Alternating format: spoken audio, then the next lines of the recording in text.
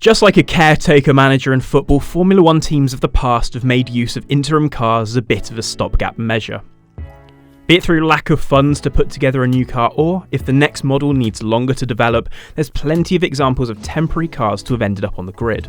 Some have been race or even championship winners, while others have turned out to be outdated and have floundered against more contemporary machines. So let's separate the Ole Gunnar Solskjaers from the Alan Shearers and take a look at 10 of the most interesting interim cars of Formula 1. Number 10, Toro Rosso STR2B. Back when customer cars were almost but not quite allowed, Red Bull also used to design cars for its sister Toro Rosso outfit, albeit with minor modifications to fit the different engine suppliers that the Italian team had used. But when the 2008 Red Bull was a little bit late in arriving, Toro Rosso had to compete in the first 5 races with an updated 2007 car. It was already beginning to show its age a little bit by then, struggling to get out of Q1 on a regular basis. Managing just 2 points in those races, Sébastien Bourdais was classified 7th in Melbourne, despite having retired from the race with an engine failure.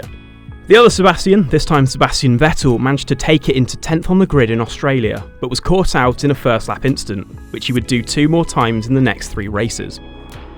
The STR3 emerged soon after, which Vettel managed to coax to victory in a rain-hit Italian Grand Prix, against all the odds. Number 9, Minardi PS04B. Towards the end of Paul Stoddart's time at the helm of Minardi, the Australian had become dismayed by the expense of Formula 1, and was a frequent campaigner for lower costs in the sport. In 2005, Minardi's final season, the team was unable to get a 2005 spec car together in time for the season opener at Albert Park, and turned up with a PS04B from the year before. With a new set of aero regulations for 2005, the team was initially banned from running its old machinery by the stewards. Stoddart took legal action and obtained an injunction in the Victoria Supreme Court overnight, ensuring that his cars could compete over the rest of the weekend. Despite his courtroom victory, the Minardi mechanics pulled an overnight shift anyway, to fit the 2004 cars with a new aerodynamics package, making it rules compliant. Stoddart ultimately wanted to prove a point. The PS04B ran for the first 3 races of the season, before the brand new PS05 broke ground at Imola, Minardi's final car before Red Bull purchased the team and turned it into Toro Rosso. Number 8, Lotus 102. After a massively successful time in Formula 1, Lotus began to run out of steam in the 1990s as funds slowly began to dry up. The 1990 car, the 102, was already based on the car from the year before, but reworked to fit the Lamborghini V12 engine. Thirsty and bulky, it made way for the more reliable Judd unit in 1991, and the car was given a significant overhaul to accommodate it. The car was still capable of reasonable results, especially in the hands of Flying Finn Mika Hakkinen, who led short-term teammate Julian Bailey to a double points finish at Imola, taking 5th and 6th positions. Bailey failed to qualify in his other outings, and the second car was a frequent omission from the grid. The car also raced in the first 4 rounds of 1992, this time in D specification, but modified to fit a Ford engine after a deal with Isuzu hit the buffers over the off-season. Drivers Hakkinen and Johnny Herbert scored a point each before the car was retired after a DNQ at Imola, and Hakkinen's failure to make the grid meant the time was ripe for the Lotus 107 to take over for the rest of the season. Number 7, Tyrrell 020. In its time as a Formula 1 constructor, Tyrrell became known for its often madcap approach to design, and the successor to the innovative 019, the 020, bared its anhedral nose for 2.5 seasons in Formula 1. The original Honda-powered car managed a 2nd place in an attritional 1991 Canadian Grand Prix, courtesy of Stefano Modena, but the overall weight of the Japanese power plant resulted in a slightly iffy weight distribution, making it difficult to drive. Nevertheless, the car was recalled for a 2nd season, this time equipped to fit the Ilma engine. Andrea de Cesaris scored all 8 points in 1992, as teammate Olivier Gréard failed to bother the scorers. In a recycling job Greta Thunberg would be proud of, the car was recalled again for 1993, with the rear end of the 020 changed once more to take Yamaha's new Judd-designed V10 engine. The combination wasn't a success. The C-Spec 020 finished none of the first 5 races, and scored no points before the 021 was introduced for the second half of the year. Number 6, March 881. Remembered for being Adrian Newey's first full design, the 881 was a real giant killer, and promising Italian racer Ivan Capelli was a frequent fixture in the top half of the field in 1988. Overall, the team scored 22 points that year, and the car remained in service for the opening 2 races of the following season. Capelli reprised his good form and qualified 7th in the 1989 season opener in Brazil, but ultimately retired with suspension failure. Teammate Mauricio Gugelmin had a far better time in his home race, grabbing an excellent 3rd to stand on the podium. A double retirement next time out at Imola was hardly a fitting swan song for the 881, before making way for the unsuccessful CG891. Gugelmin's 3rd place remained the only points March would score during 1989, as the new car's reliability issues and poor aero balance contributed to a poor year for the Leighton Housebacks team. Number 5, Benetton B191. Before Benetton embarked on a more sustained period of success with Michael Schumacher, the team would frequently employ what could only be described as an irregular launch schedule in the early part of the 1990s. The 1991 car, the B191, supplanted an interim car itself, as Benetton started the season with the B190. In '92, the Benetton B192 wasn't quite ready for action, meaning the B191 received an update and a B-spec designation for the first 3 races.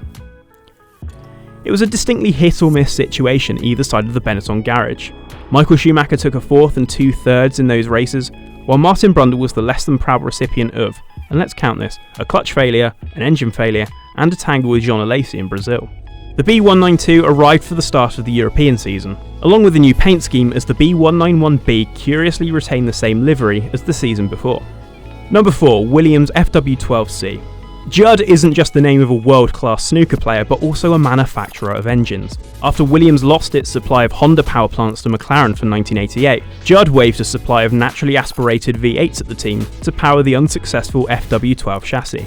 The FW12 was reworked to fit Renault's brand new V10 engine for 1989, while Williams delayed the arrival of the FW13 to spend some quality time ironing out the active suspension issues. Much more effective than its predecessor, the FW12C helped Williams to overcome the departure of Nigel Mansell to Ferrari, and return to the winner's circle thanks to the efforts of Thierry Boutsen, who clinched his maiden F1 win at Canada. After a brief stay in what was then a low period, the FW12C pulled Williams out of a tight spot, and thrust it back into championship contention ahead of the 1990s. How the team would wish for next year's car to do just the same. Number 3, Ferrari F2001 and F2002. Ferrari was so good in the early 2000s that it could afford to rock up with the previous year's car and still be competitive from season to season. Aiming to give the incoming F2002 a little more time to grow, the F2001 was given the once-over and sent out to play in the opening races of 2002. Rubens Barrichello took pole position in it at the Albert Park season opener, a race which Michael Schumacher won by 18 seconds over Juan Pablo Montoya. It couldn't keep the Williams cars in check next time out in Malaysia. Schumacher collided with Montoya at the first corner, and Barrichello's engine failure allowed Ralf Schumacher to take the win. Schumacher got his mitts on the all-conquering F2002 a race earlier than Barrichello, and the car dominated the 2002 season, funnily enough scoring as many points as every other team put together. Returning for the first 4 races of 2003, the F2002 wasn't as successful as its predecessor as an interim car. And before the F2003 GA arrived, Ferrari lost ground to McLaren, themselves running an interim car. Speaking of which, number 2, McLaren MP4-17D. The original MP4-17 wasn't the most successful car of the time, factoring as 3rd best over the course of the 2002 season. But when the innovative and highly anticipated MP4-18 was delayed for the following year, having given Adrian Newey and the technical team multiple headaches and plenty of repair bills and testing, the MP4-17 was reworked and overhauled into a D-spec car, standing for development, naturally. It proved to be much more successful, and in the first 2 rounds of 2003 had already eclipsed its win tally from the season before. David Coulthard took the spoils in Melbourne before Kimi Raikkonen won in Malaysia. McLaren won no further races that year, and were up against it when Ferrari launched its new car in Barcelona. But Raikkonen's sheer consistency kept him in the title hunt, losing out to Michael Schumacher by just 2 points. Number 1, Williams FW14B. What's better than an interim car that almost won a title? How about one that did? The original Williams FW14, built for the 1991 season, was laden with multiple electronics and gizmos such as a semi-automatic gearbox, active suspension and traction control. But 1991 proved to be a transition phase, as the early reliability was poor and the driver aids still needed ironing out. For 1992, Williams took the car into B specification, curing its electronic ills, and it proved to be irrepressibly dominant. Nigel Mansell took the FW14B to 5 straight wins at the start of the year, and 4 further wins throughout the year as Williams destroyed all before them. One of the car's most iconic moments was at that year's British Grand Prix, where Nigel Mansell took pole by almost 2 seconds from teammate Riccardo Patrese, and 2.7 seconds faster than third-placed Ayrton Senna. Although the FW15 chassis was ready by mid-season, the FW14B was so dominant Williams didn't even bother to press it into action, instead developing the design further for 1993.